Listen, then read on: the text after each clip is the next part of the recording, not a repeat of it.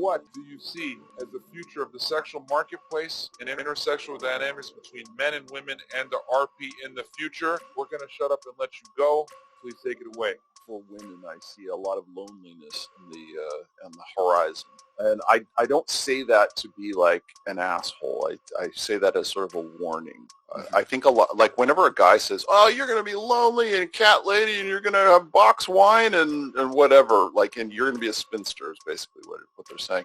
And it sounds like revenge. It sounds like guys are either too happy or they're too pissed off or too sad about like the state of women. I just go down to nuts and bolts.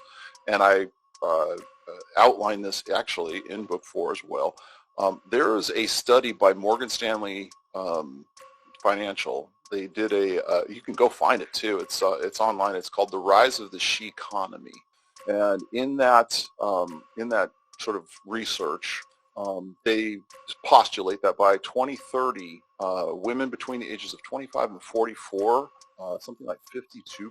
I hope I'm getting my numbers right. Something like 45 to 52%. It's over half. Yeah, it is going to be over half of women of marriageable age will be single for the rest of their lives. They will not reproduce unless they get unless they get artificial insemination, but they will be unmarried and childless during those ages by 2030, which is like a very, very steep incline.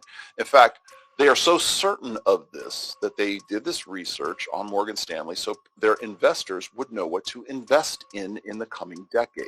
Wow. So they're invest in box wine, right? And invest in cat toys, invest in it's not a joke, guys, when we say this. In ovum freezing, in reproductive technology. And pet dogs. Cats, dogs, whatever, what is going to be hot in the future, and this is what you can expect, and so this is what you should put your money into. So if we're already making predictions of where we should put our money, I think we need to look at why this is the way it is. Now, if you go and you follow the logic of Bloomberg or Morgan Stanley, Forbes, whatever, they will say this is a great success. This is a glowing great progress of humanity. This is a glowing great progress of humanity. Well, finally, women are independent. Whenever you hear women say, like we heard last night from the 20-year-old girl, I want to give up my independence, right? Okay, I wanted to say this, but I didn't. Independent of what? If you're independent of something, what were you dependent on that you're now independent of? Right. And whenever we hear this, remember I was telling you about how we've been hearing the same jingo, the same lingo from feminists for a long time. That's one of them. I want to be a strong, independent woman. Okay, independent of what? Independent of men. That's what it is. They've already achieved that. There's more women in college right now. They're making more money now. Women control way more money than men do. Yeah. So when you're talking about like the bullshit of the gender pay wage gap, whatever it is, it's not endemic sexism. If there's any gap, there's a gap in spending. There's a gap in control and authority over that spending. Women are the number one consumers in Western societies as it is. Women, if they're not making the money, they're directing the flow of where that currency is going to. So don't give me this bullshit about, well, we need to make as much money as a man, and it's because of this endemic sexism and the patriarchy. Fuck you. Fuck you, because you're the one spending the money, and I got the stats to show you that right now. Damn, son, where'd you find this? And I'll say this real quick, Rollo. Women spend so much money that a male company like Gillette will risk losing business, Financial ruin. to crap on men so that they can appease to women, because they understand even with male razors, women are the predominant consumers. So that goes to show you guys how strongly women are the consumer base in the West, man. Even male companies are ostracizing their own target audience to sell to women. Oh, here's another prediction, prognostication for the future. We live in the most emotionalized society the world has ever known right Facts. now. Everything is feels before reals. We say this all the time in the manosphere, and we joke about it, but it's really true. We live in an age, make the case for it in book 4, our religion is emotionalism right now. It's how did it make you feel? Yep. Our TikTok getting banned is an example of that. Feeling, yes, exactly. You know, punish women for bad behavior. So, Feelings. So when I get criticized by women, it's usually for my tone. Yeah. Well, if you would just say it with sweet little sappy sugarcoat what you're saying, then women will respond to it. No, it's not how I'm saying something. It's the data that I'm imparting to you that is offending you because it goes against the what is, an ego-invested belief for that woman. It feels bad, and I get it. It's supposed to feel bad because if it's not feeling bad, then it's not gonna motivate you to change. Yes. So in the future, and I don't know when we're going to reach critical mass, but right now we're in the age of emotionalism. We're in the age of ego and the age of emotionalism.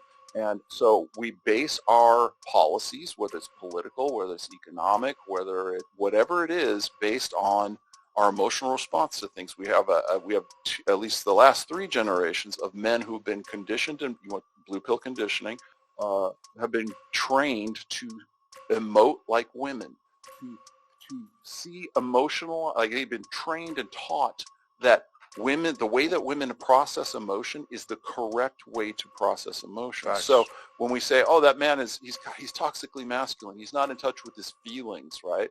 He needs to express himself emotionally. He needs to get in touch with his feminine side. All that stuff we've been talking about since the 70s. The reason why that's still a thing right now is because it's a great means of control over those guys, so that they will identify and align with the feminine, which is all based on emotion. So when we talk about like the emotional children that are out rioting in the streets right now, and they're tearing down statues, and don't they know that statue is this? They're not thinking rationally. They're not thinking with reason. They're thinking emotionally, because those last 3-4 generations have been taught to emote like women, to be like woman. Woman is correct. Transgenderism, right? Why is it that more boys want to be girls than girls want to be? That more boys want to be girls than girls want to be boys? Because it's more advantageous socially to be a girl in a gynocentric social order than it is to be a man, because nobody wants to be a dad. Dads are assholes. Boys are toxically masculine. We got to give him Ritalin. We got to give him Adderall. We got to give him, sedate that boy with drugs, with opiates, with alcohol, with pornography. Sedate him, sedate him, sedate him, sedate him. Don't let him do anything, because if you let him do anything, he might turn toxic. He might turn violent. And it's all because we want to put men we want to force fit them into this emotional correctism. Whatever is female is correct. Yep. And so if you are brought up that way, you're going to vote that way. You're going to look for jobs that way. You're going to relate with people that way. Guys, the number one thing, guys, and I'm sure you've already got this. Guys will come to me for counseling or coaching or whatever the hell it is, right? And they'll say, Rollo, I don't know how to interrelate with guys. I don't know how to talk to guys. I always talk about tribalism, or I talk about it's very important for men. We have our little tribe. This is a tribe right here. Yep. Okay. Do you have tribes? And they don't. And the reason they don't is because they've been taught to emote and to relate to men as if they are women. Yeah. And that's what's valuable, and that's what makes them valuable, and that's how they get their self-worth. When we look at things like communitarianism, we look at socialism, we look at why are we even talking about socialism in the United States right now? It's because we put so many women into positions of power that seems like a good idea. Yeah. It makes them feel good. Hey, you get one, and you get one, and you get one, and you get one, and so merit seems like a good idea. Yeah. It makes them feel good. Hey, you get one, and you get one, and you get one, and you get one, and so merit, regardless of how poorly you are, they're working. Dominance hierarchies, competence hierarchies, meritocracy, all of that stuff flies out the window, because we don't see the value in it, because it's not female correct. Yep. The female correct, whenever women come into political power, whenever you get an AOC, whenever you get a woman who gets into Congress or the Senate, the first thing they do their first priority, their number one priority is not to their constituency. It is to the female purpose. It is to the sisterhood uber alles. Kamala Harris. So you got, I was going to say, you get women who go in there and the first thing they talk about is we need to legalize abortion. We need to change up divorce laws. We need to change these things. We need all of these things that we think are so horribly unfair. And it all becomes about women's issues and not all of our issues.